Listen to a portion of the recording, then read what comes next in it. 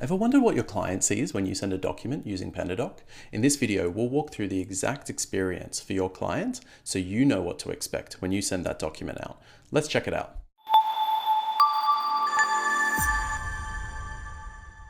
We're starting out here in a document ready to send. We've basically gone through, added everything that we need to do. Now we want to send, and I'm going to show you what it looks like on the client end when they go to sign it, basically, or to view and sign. So starting out, what we're going to do is, I think I mentioned in another video, we've got these options here, the email and text. In that other video, we go through the creation and the sending, so a little bit more in depth as to what links and emails look like. But for this purpose of this video, we're basically going to go through the email sending side of things. So coming from PandaDoc servers directly, I'm just going to replace the unfilled variables with blanks, so we don't need them in this one.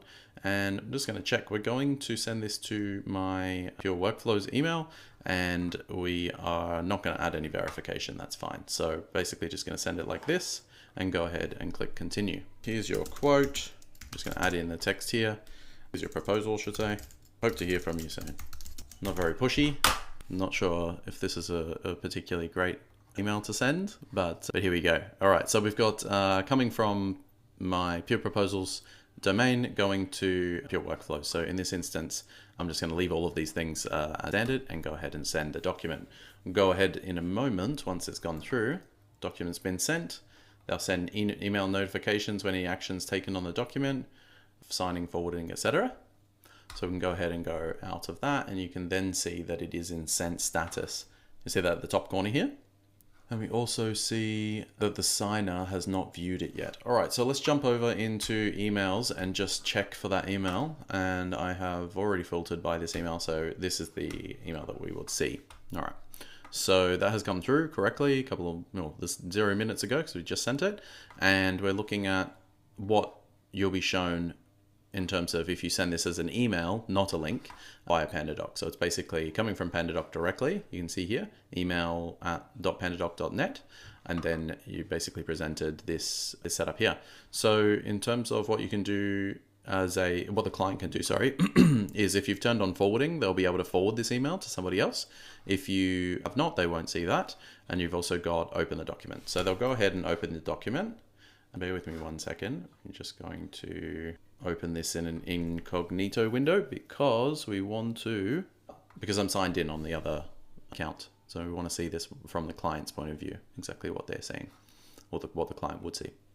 Okay, so you can see here, this is loaded up. We've got the document at the top here. You're not seeing any of the editing pane or anything like that. This is exactly what the client ends up seeing. So the client can click on the side here. They can see all the elements within the proposal. If you've used a contents block, which is quite typical, and I definitely set that up for, I would say, probably 90+% of the clients that I work with.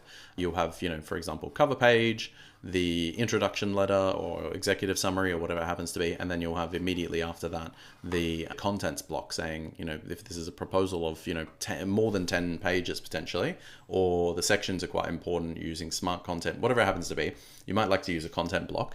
And in that instance, you would put the content block in here, and then it will display as a sort of a hyperlinkable section on the left-hand side here with the proposal on the right-hand side. So the client can click through to wherever they'd like to go in the document, and it will just sort of pull you down there. I will do another video on that actually in and of itself, because it's a particularly nice and useful feature for review. So this is what we presented here. We've got the document. The client can then go ahead and read, by scrolling down, going through the document this way, or they can just go start, and it'll just take them straight to the sections that have been earmarked for their review or their signing or for information that they need to add in here. We're missing a bunch of fields here that were variable fields, but they weren't for the client to have to fill in. They were just automatically added, before sending. So what we have here is the client is basically signing. This is what they see, and they go ahead and sign. I'm just going to go ahead and click accept and sign. The date is already added. And you can see here that that's the whole process there. And basically the client will then go ahead and finish. If they've got options in the pricing table, again, not shown in this video, but I can do this in another video if it's useful, you would have in the pricing table the option to basically select various the various options that you've added in the pricing table, or the quote potentially, offering the client the option to select A, B, C, and if they select that, then other things can happen as well as part of those workflows and yeah, smart content. So yeah, the client goes ahead and sees this, and then they go ahead and click finish. They'll then be presented with a screen in a moment once it's done. It says document is complete, and it is all done. So you can download the signed PDF immediately. What we've also got here is the document having been sent. So you can download it on that screen we were just in, or you can jump back into your emails and go straight ahead and see the signed copy basically attached here. Unless there's co-signing required, so it might go back to the person that sent it basically or the sender for co-signing or something along those lines. But typically, if you've signed it, it's basically ready to go, and you can see that it's attached here as a PDF.